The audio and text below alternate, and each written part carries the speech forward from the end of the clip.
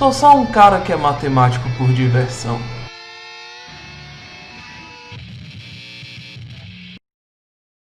E aí, amigo internauta, beleza? Aqui é o professor Davi Lopes, o matemático por diversão. E nesse vídeo aqui vamos continuar a resolver as questões da prova do ITA 2020-2021, né? A prova de matemática aí, né? Que saiu recentemente. E dessa vez eu vou pegar a questão número 50, que é a questão de geometria mais conceitual, assim. De você botar VOF, né? Dar aquela relaxada, mas assim, sem ter que fazer tanta conta, tá ligado? Mas antes da gente começar aqui a resolver, cara, você tá gostando dessas resoluções da prova do ITA? Pois aproveita, cara, já deixa aí o like no vídeo, tá certo? Se inscreva no canal aí, junte-se aos mais de 2.700 matemáticos por diversão, né? E ativa o sininho para não perder mais nenhuma novidade. Estou postando aqui todo dia resolução de questões do ITA, tá certo? Fazendo vídeos curtinhos aí para poder ajudar vocês a assistirem melhor, ok? Compartilhe esse vídeo com a galera, né? Para poder ver uma resolução mais abalizada, assim, comentando minha opinião, dizendo o que é que eu acho, assim, passando os bizu, tá ligado? E caso você queira deixar alguma opinião, cara, bota aí nos comentários também que vai ser um prazer para mim ler. Mas enfim, né? Mexendo básico já feito aqui, né? Vamos ver o que essa questão tem a nos oferecer, então. Vamos lá acabar com essa bichona. Só bora! Muito bem, amigo internauta. Então a questão 50 diz o seguinte: seja ABCD um quadrilátero convexo com diagonais AC e BD e considere as afirmações. Primeiro, se as diagonais AC e BD têm mesmo comprimento e se intersectam ortogonalmente, então ABCD é um losango. Segundo, se as diagonais AC e BD dividem o quadrilátero em 4 triângulos de mesma área, então ABCD é um paralelogramo. E terceiro, se o ponto de interseção das diagonais AC e BD é o centro do círculo que circunscreve o quadrilátero ABCD, então ele é um retângulo, né? Então ele quer saber qual dessas alternativas aqui são verdadeiras, tá certo? Então é uma questão basicamente de VOF, tá? E caso você queira dar uma pensada nela, cara, pausa o vídeo aí, tá certo? Pense, avise, faça os seus desenhos aí, tá certo? Mas caso você já queira ver a solução, cara, acompanhe a resolução bisurada que eu vou fazer agora, tá certo? E vamos começar aqui com a primeira, tá? A primeira alternativa, que ele diz o seguinte: vamos supor que as diagonais têm o mesmo comprimento e elas se intersectam ortogonalmente. Intersectar ortogonalmente, pessoal, é você fazer aqui 90 graus, tá certo? Então, ele afirma que se isso acontece, então o quadrilátero ABCD, tá certo? Ele automaticamente é um losango, tá? E a gente já pode ver logo que isso é falso, porque como é que a gente pode forçar aqui um contra-exemplo, certo? A ideia, amigo internauta, é a gente ver o seguinte: pô, quais são as condições que ele dá? Tem o mesmo comprimento e se intersectam perpendicularmente. Para ser um losango, você precisa ter uma simetria, ou seja, você precisa ter esse comprimento igual a esse e esse comprimento horizontal igual a esse, tá certo? Para você ter o losangozinho. Então, o que eu vou fazer? Eu vou simplesmente forçar essas coisas a serem diferentes, embora com a mesma soma. Então, sei lá, posso pegar essa medida aqui para C1, essa aqui para C2, essa aqui para C3 e essa aqui para C4, né? Então, sei lá, você pode ir tirando vários Pitágoras, você vai ver que isso aqui é raiz de 5, sei lá, isso aqui é 5, né, por Pitágoras.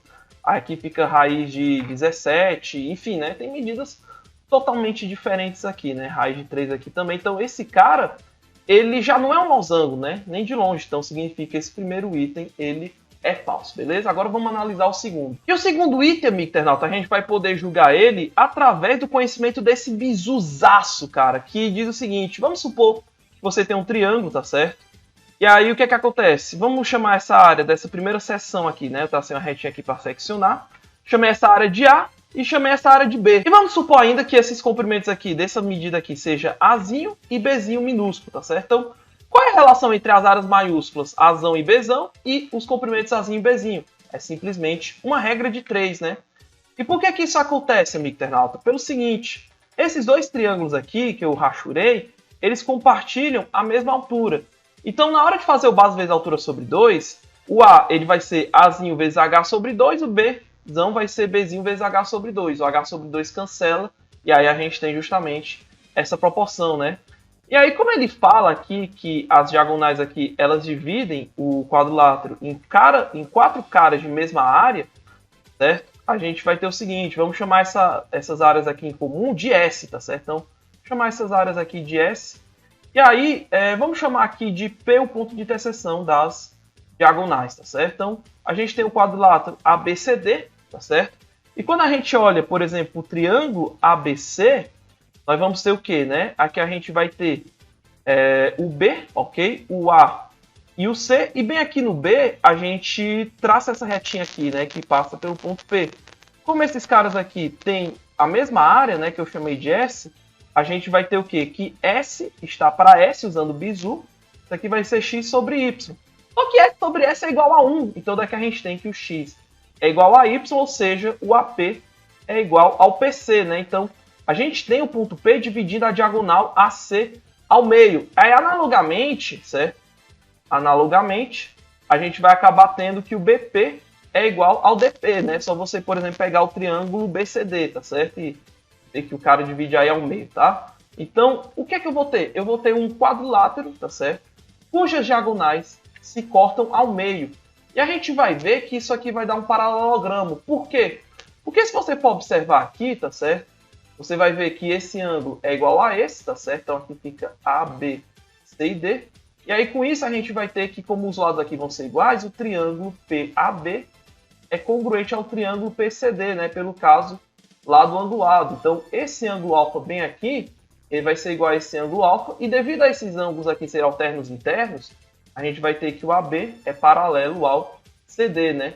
Aí de maneira semelhante, a gente vai acabar tendo também que o AD é paralelo ao BC, né? E eu tenho um quadrilátero, então, cujos lados opostos, eles vão ser paralelos entre si, né? Então, se eles são paralelos, significa que esse quadrilátero é um paralelogramo e o segundo item, ele está verdadeiro, ok? E o terceiro item, amigo internauta, como é que a gente pode fazer aqui, né? É o seguinte, ele diz que o ponto de interseção das diagonais é o centro da circunferência que passa pelos seus 4 vértices, né? Então, a gente vai ter uma figura assim, a circunferência passando pelos 4 vértices. E como o cara é centro, a gente vai ter que todas essas medidas, AO, BO, CO e DO, elas vão ser iguais ao raio, tá certo? Então, esse aqui é o raio da circunferência. E aí, só com isso, a gente já vai conseguir deduzir que o ABCD é um retângulo. Por quê? Porque a gente vai ter muitos triângulos isósceles, né? Por exemplo, aqui, ó, se eu chamar esse ângulo aqui de alfa, esse aqui também vai ser alfa, porque o AOB, ele é isósceles, tá certo? Aí esse cara aqui, ele fica 180 menos 2 alfa, e aí para completar o 180 aqui eu vou ter 2 alfa, né?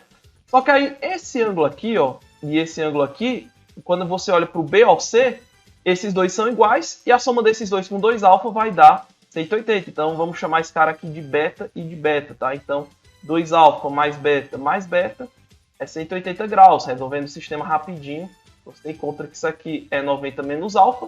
E aí com isso você vai ter que o ângulo ABC, né, o ângulo do vértice B, ele é o alfa mais beta. Isso aqui vai ser alfa mais 90 menos alfa, que é 90 graus, né? Então, eu já tenho um ângulo reto aqui, né? Só que esse raciocínio poderia ter sido feito para qualquer vértice, né?